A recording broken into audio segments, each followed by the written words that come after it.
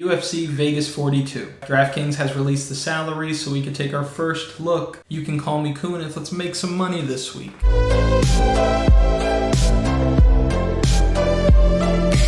We did okay last week. I'll show you my cash game lineup on the screen. This cashed in every single contest that I entered with it. It did much better than my GPP lineups because underdogs don't want to win. In the last 2 weeks, 25 favorites have won. Only 3 underdogs have won. The underdogs in this card don't look all that attractive either, but we'll see what we can do with what we have. As always, for our first look, we're going to start at the very top of the slate. And at 9,500, the most expensive fighter is the main event, Max Holloway. He's fighting in a 5-round main event against Yair Rodriguez. Max Holloway is a huge favorite. Money continues to come in on him, and for good reason. He's probably the best fighter at 145 pounds, depending on who the judges are. As you can see in all of his previous fights, he throws a ton of strikes. He doesn't get tired. I can see him finishing Yair late, or I could see this going to a decision where it's something kind of like the Calvin Kattar fight. It could look a lot like his fight with Brian Ortega as well. On the other side of this, I think Yair Rodriguez is really good value as well. I don't expect him to win, but I do expect him to put up a really good fight. He's got good cardio, crazy output, and I think it's going to be a competitive 25 minutes. I just think that Max Holloway is going to do more. He's going to land more. He's going to do more damage as well. But I can see you stacking this fight being the way to go, especially considering that we only have 12 fights this week. So I'll actually plug both of them into the first look lineup.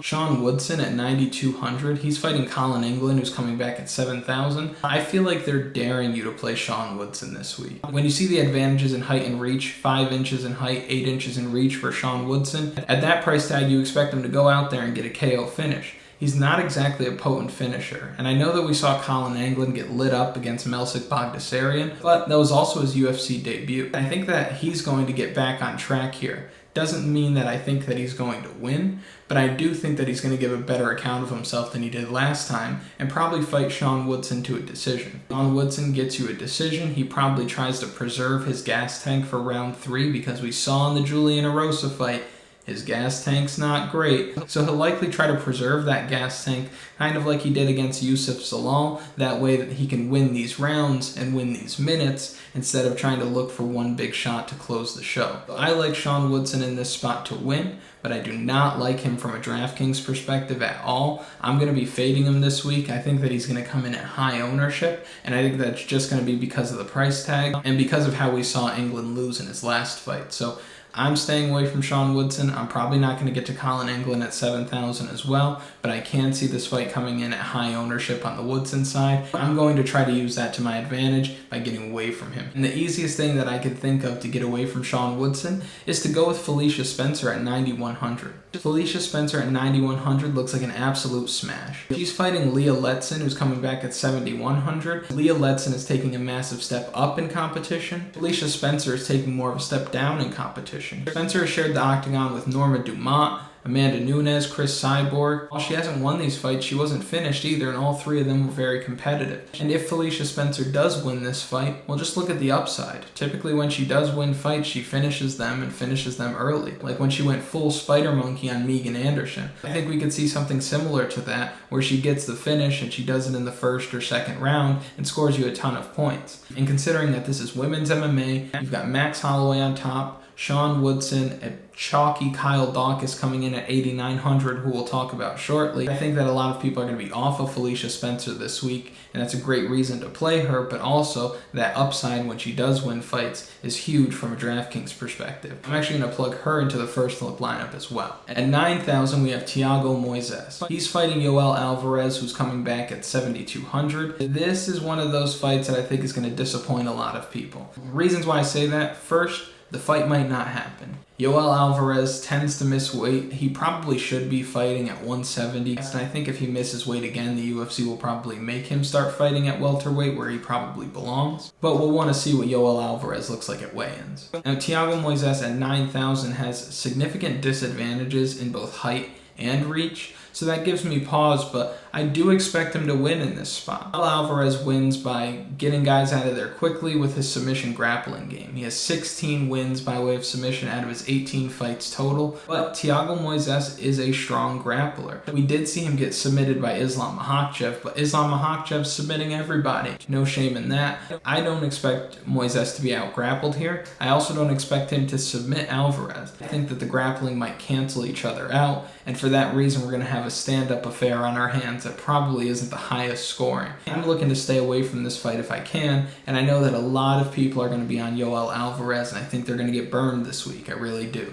My mind may change later in the week, but for this first look, I'm not getting there. At 8,900, we have Kyle Daukaus. He's fighting Roman Dolidze. Kyle Daukaus looks like one of the best plays of the week, and he's probably going to show up in everybody's lineups this week, and for good reason. He was lighting up our boy Kevin Holland, unfortunately. Now, we all know how that fight ended, so you can't say for sure if he was going to win or not had the headbutt not taken place, but the fight looked like it was trending in his direction. And we've seen him get better and better each time he's come into the octagon. I think he's going to beat up Roman Dolidze this weekend. And Dolidze was supposed to fight Eric Anders, and now he's going to be fighting Kyle Daukaus. It's kind of like last week where John Allen was supposed to fight Alexa Kamer and then had to fight Dustin Jacoby. When the fill-in fighter is better than the fighter who you were supposed to fight, I think that he beats Roman Dolidze here. I don't know if he finishes him, but I do see him being able to get this fight to the ground often. And if he gets one takedown per round, then you're in a good spot. Kyle Daukaus, good play this week. I'm going to keep him out of the first look lineup, but I do like him at 8,900. Courtney Casey is fighting Liana Jojua. This is a fight that I'm looking to avoid.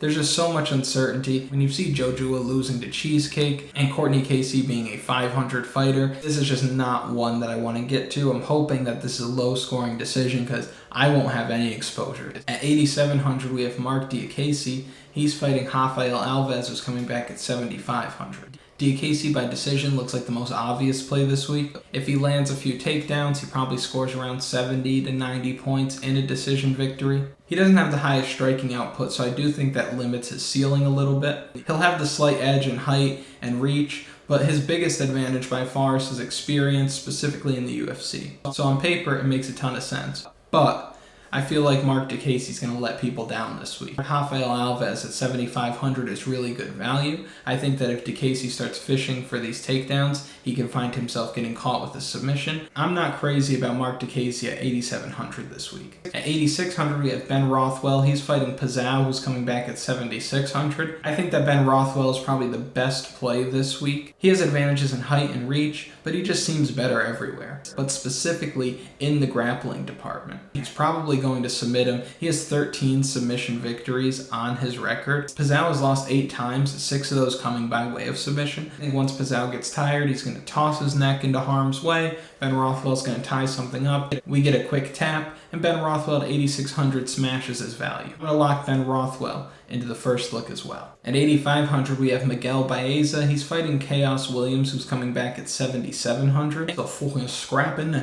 banger of a fight that we have in our hands. I think this is going to be heavily targeted from a DraftKings perspective on both sides, and for good reason. He's got clean, powerful striking and is very live for a KO finish every single time he steps into the octagon. He's fighting Chaos Williams, who you can say the exact same thing about. I like to watch both of these guys. They both bring it. They have big power. The one thing that does worry me about Miguel Baeza, however, is just defensively, he isn't the most technically sound. We saw him get rocked by Matt Brown, and we saw Santiago Ponzinibbio land over 120 strikes on him.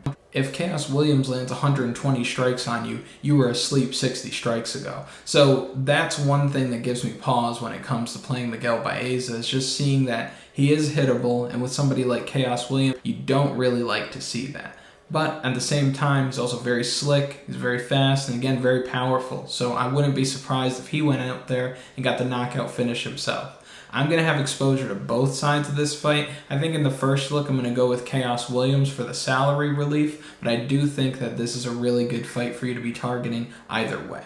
At 8,400, you have Song Yadong. He's fighting Julio Arce, who's coming back at 7,800. Song Yadong looks like really good value at 8,400 here. He's had some really competitive fights, but he's also been fighting some really good fighters. The likes of Casey Kenny, Kyler Phillips, Cheeto Vera, Cody Stamann. He has the win, the draw, the loss, and he's been fighting in the UFC for a while, and he's only 23 years old. He's fighting out of Team Alpha Male. These guys have a ton of experience, and you would have to imagine that he's probably getting better. When I think of Song Yadong, I think of chin, power, and pressure. I think we're going to see that on full display here against Julio Arshad, who's probably not going to be looking to get this fight to the ground. I think he's going to be able to walk him down, get what he wants, land the heavier strikes, and ultimately win a decision. And at 8,400, that's more than enough because he does have decent output. He throws a lot of strikes, and he's going to round out the first look lineup. While we like that as a first look lineup, there are some spots that we still need to talk about on this card, like Jung at 8,300. He's fighting Kennedy Nzechukwu, who's coming back at 7,900. I don't like Jung this week. He's the more expensive fighter in this matchup, but he's probably going to end up being the underdog by the time the fight starts. Kennedy Nzechukwu is going to come in at high ownership, but for good reason. He probably ends up winning this fight. Jung did win his last fight and score a lot of points because he secured 8 takedowns, but if you watch that fight, you just saw piss poor takedown defense from William Knight. Jung was able to trip William Knight as much as he wanted. He's not going to be able to do the same thing this weekend. Kennedy Nzechukwu coming out of Fortis MMA, I think that he's going to have a good game plan. He has a slight advantage in height and reach, and I think this fight is going to look like a lot of his fights where he might lose early on, but is able to maintain a consistent, solid pace and solid pressure throughout that ultimately his opponents start to wilt under, and he can find himself in an advantageous position at that point. So I prefer Kennedy Nzechukwu. I'm not going to be getting to Jung this week at 8,300. At 8,200, I'm not really looking to play Cynthia Calvillo. The same thing with Andrea Lee at 8,000. Not too high on this fight. Obviously low finishing upside. I think Cynthia Calvillo wins this fight, but I can't say for certain that I'm confident either way. But I am confident in that I'm not playing this week. No thanks. So those are the matchups. We'll quickly look at the fighters priced below 8,000, starting with Kennedy Nzechukwu at 7,900. Fighting out of Fortis MMA, they'll have a good game plan, slight height and reach advantage, and he's probably going to be able to keep that consistent pace that Jung might wilt under over time. And we might see a finish here as well. Don't forget he carries really big power. So the African Savage this week looks like really good value. Julio Arshad at 7,800. I'm not that interested. I know that he knocked out Andre Ewell, but Andre Ewell hasn't been impressive in his UFC run by any means. Song Yadong is going to eat some of those shots and keep coming forward. I'm not high on Julio Arshad this week at 7,800. Marcos Rogerio de Lima at 7,600. I'm not interested in Pizarro at all. I think that Ben Rothwell is going to submit him. Chaos Williams is 7,700. We know what kind of upside this guy has, and we know that Miguel Baeza defensively leaves a little bit to be desired. So I think that Chaos Williams is a great play, great value at 7,700. It's probably going to come in at high ownership, but that's expected when you could potentially roster a fighter like him. Rafael Alvarez at 7,500. I think he's a sneaky good play this week, and I think he's live for a finish by way of submission. I don't hate taking a shot on Rafael Alvarez at 7,500. Liano Jojua, I'm not really interested. Roman Dolidze, I'm not really interested. Yoel Alvarez, I'm telling you, everybody's going to play Yoel Alvarez, so we'll see how that shakes out. We'll see if my mind changes at all throughout the week, but I really don't love him, even at the $7,200 price tag. Leah Letson, I'm not going to be playing at all. I think Felicia Spencer is one of the best plays. Colin Anglin, I think I prefer this side of the matchup. I'm not going to be getting here a ton, but if I do get to this fight, it will be on the Colin Anglin side. It will not pay $9,200 for Sean Woodson to score 70 points in a decision. It's not going to happen. And lastly, at 6,900, we have Yair Rodriguez, who I'll have in a lot of my lineups because I'm going to stack him with Max Holloway, especially in cash games. There's the first look lineup. There are the first look thoughts. Thank you so much for watching. Please like, comment, subscribe. That way I can bring more of this to you.